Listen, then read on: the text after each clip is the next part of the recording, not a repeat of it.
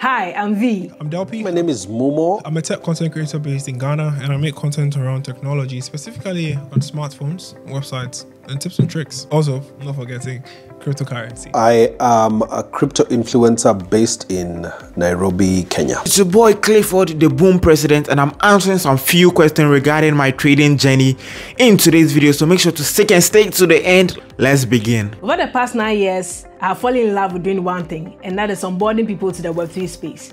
So I do this through two main ways. The first way is education, and the second way is through building products that people will love and can also easily onboard people to the Web3 space. So, the journey has been incredible, and I'm excited to share my trading journey with you. I've been trading crypto for the past 2.5 years. I've been trading for about a year and a month. I've been trading crypto since 2015. I've been trading crypto for about 7 years or something, all right, since 2016. Stumbled on Bitcoin in 2021 in January. I was actually on another platform, and that was the first platform where I traded Bitcoin. And then I came onto the Binance platform, I think in March of 2021. And I was simply just curious about this new world of cryptocurrency. And from there, how I got to understand this space or how I got into crypto was quite an interesting story. But 2015, the main way was I was exchanging emails with people I didn't know, I've not seen before, even till date, telling them about setting up my Bitcoin account, wanting to buy crypto. So it was basically through email, exchanges, and then we found a way of making some payments, because at that time there were some online ways of making payments, like fiat payments, right? So that's how I basically started trading. So it wasn't really like using sports, futures market and all that sort of stuff. Basically it was just through email conversations with people that I found online, and then, basically my crypto journey started. So now I've been hooked on crypto until now. Looking at that, one thing that changed my perspective about crypto is how rewarding it is. Crypto is one of those interesting areas where you can come in and have access to financial services. I was blind, but now I see. Despite the fact that it can be very scary as well. There was this particular one, I could bet my life on it. I was like, no, this one will not fail. There is no second best. I went into crypto without having any knowledge or fundamental wisdom about the technology that powers it. You know what happened in the ICO times? A lot of these projects crumbled. Some didn't see the light of the day. After some time, after the roller coaster topsy-turvy journey, all right, I decided to pay more attention to the technology, and that has really changed everything. And no one controls it. You are your own boss. That is one thing that makes me love crypto till today. 600% or more. 700%. Between times 1,000, like a long period of time. I did a trade that did about 300%. And it was around that time when Bitcoin was around $16,000, and I did a futures trade. And when I did that, I made about 300%. When I started off with crypto, I put in everything that I had. Yes, exactly. All right, I was then running an online business, e-commerce business. When I became much convinced and pretty much convicted about the potential gains of Bitcoin or crypto, I used my capital and the money that I've set aside for myself, everything that I had, and I put it into crypto. Somewhat invested in Shiba, and we all know what happened. It was crazy. It went down and down and down, and later, went up, but then it took a long time. I went all in. It paid off big time. My biggest financial risk is the fact that I over-leveraged. I didn't really see it as a risk. I thought it was a bold move I was making, right? So still in the ICO era. All the analysis that I was listening to, so many influencers at that time, most people were just saying, 16,000, 15,000 is the lowest it will go. And so I was just waiting to put in that first trade. And if that trade went anti-clockwise, I could have blown my account. But did it pay off? Yes, it did. Lost 300%. Negative 300%. And what was the financial mistake? I made a lot of mistakes as far as crypto investment is concerned. I began trading with desperation. I had this mindset that I just wanted to flip a little amount of money and make millions with it. Trying futures, all right. I started trading futures without having good understanding on how the whole thing works. Revenge trading was also something that I used to do, because at that point, maybe I have lost a trade, I become so emotional, and next I'm clicking a button to put in another trade, you know, just to get my money back from the market. But we know something, that the market does what it wants to do, right? So I remember over leveraging. I over leveraged. Same thing, that overpaid has underpaid. Way leveraging above my liquidity, and at a point I realized that my account is getting liquidated, all right? So I use some money that belonged to some friends. I used those liquidity that didn't belong to me to cushion myself, and that money got liquidated as well. So my account blew, all right? My biggest loss or financial mistake, I haven't gotten there yet.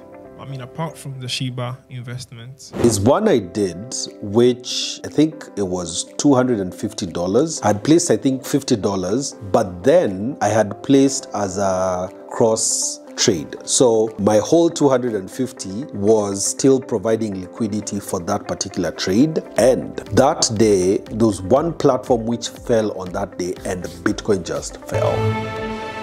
So $250 in one trade was not good. All right, it was really a hard time for me. That sticks with me up to today. Stop loss has been one of my greatest assets ever. Stop loss is very essential, it's very important. Every trader, especially if you're a new trader, you should master stop loss. Yes, I use stop loss. It has been really helpful, but it wasn't my friend from the beginning.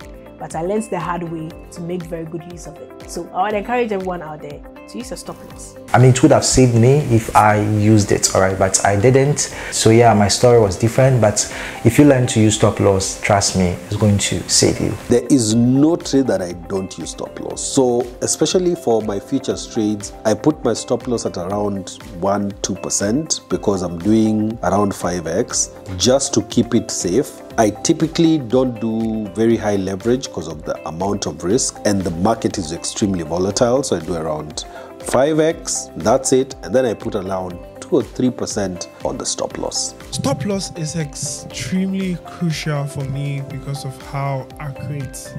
I mean, it's not so accurate majority of the time, but the accuracy it provides me and the stress to ease my mind, knowing that I've got stop loss covering me and it's not going to make me lose so much in terms of trading, is why I think it's crucial to me. I mean, I know when to stop.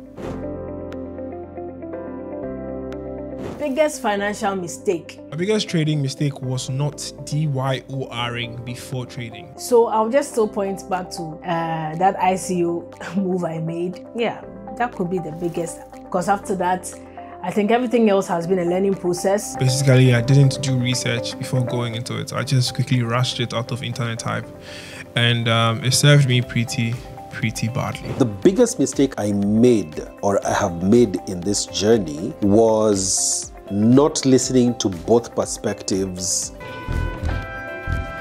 So there are influencers who are really good at fundamental analysis, and there are those who are really good at technical analysis. And I learned that you need a mix of both in order to be able to succeed in the crypto space. And that was a really good lesson. I would not invest in Ponzi schemes and also ICOs, which pretty much wasn't verified, all right? So I made about 6 BTC together with other crypto altcoins, all right? And since this is BTC, I remember throwing like 3 BTC into ICOs and other Ponzi schemes, all right? That some friends sent me a link, they will share a link with you. Hey, would you want to look at this? I thought it was a good project at that time, all right, because I didn't have better understanding in crypto and all that, how the whole system work, all right? So I ended up falling for those bits, and I lost a lot of money. In fact, if I have to put, at that time it wasn't so much significant, the money that I lost in crypto, but if I have to put all of them together now, if I held those crypto, it would be way above $500,000. Yeah, so if I could correct things, I would not invest in Ponzi schemes. I didn't know by then, but I wouldn't invest in Ponzi schemes, high yield profit hype, and also unverified ICOs, and maybe also not over leverage, all right? Over leverage when it comes to futures trading. Over leveraging and not doing risk management earlier. So in my early days of trading, I used to like place a trade in by 100x leverage, and I won't do risk management. So I used to, if I'm winning, I win a lot, and if I'm losing, I lose a lot, and it wasn't the best way to trade. Yeah. If I was to start my trading journey again, I'll do a lot of my own research.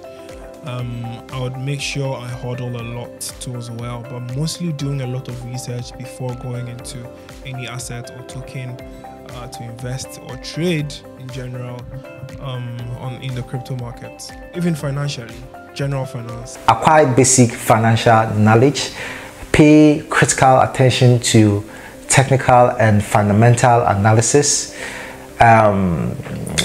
Don't follow hype, all right, and manage my greed. Yeah. Was to start again, I would correct that psychological, like, I mean, we hear that trading is the large percent of trading is psychology and discipline, just opposing it to all the amazing lines, technical analysis you make, or even looking at fundamental analysis. All those things are very great, but if your psychology and discipline is not really in place, it may affect you much more, right?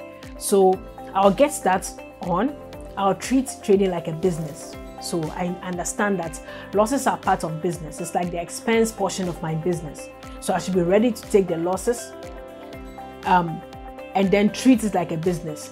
I will trade in such a way that I can live to trade another day.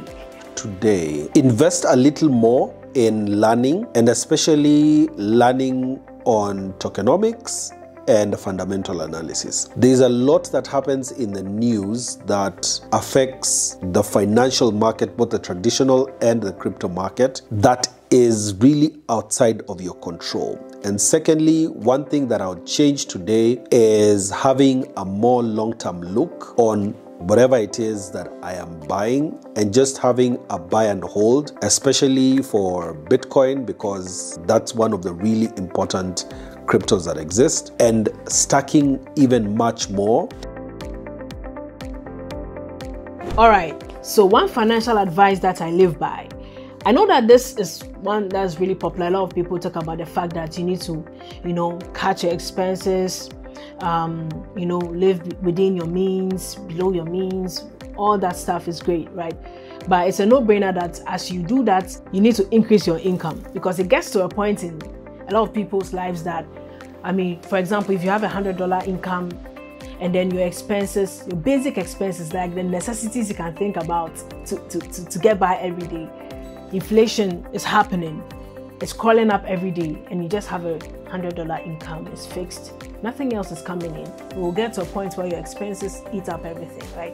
And you have nothing to have extra to think about investing or saving. Leverage shouldn't be only applied in trading. You should apply leverage in every point or every space in your life. You should try to put in systems in place, have skills, and some money to help you earn more money, rather than directly putting in your time. Don't invest more than you can afford to lose, and always stay liquid. No matter what, always stay liquid. Make sure you have some money set aside, all right, so that in case of any emergency, you wouldn't have to dip your hands in your investment or your crypto portfolio and liquidate them to take care of yourself and your family, all right? Always stay liquid, all right? So Don't invest more than I can afford to lose, and always stay liquid. The main financial advice I live by is, if I can't buy it twice, I'm not buying it. It just saves me a lot, because it then makes me realize that I can't afford it the second time in case it's spoiled, it's not there anymore, and it's also going to render me bankrupt, because obviously then it means I'm broke. So if I can't buy it 2 times, I'm not buying it. Financial advice I live by: knowledge is key 1.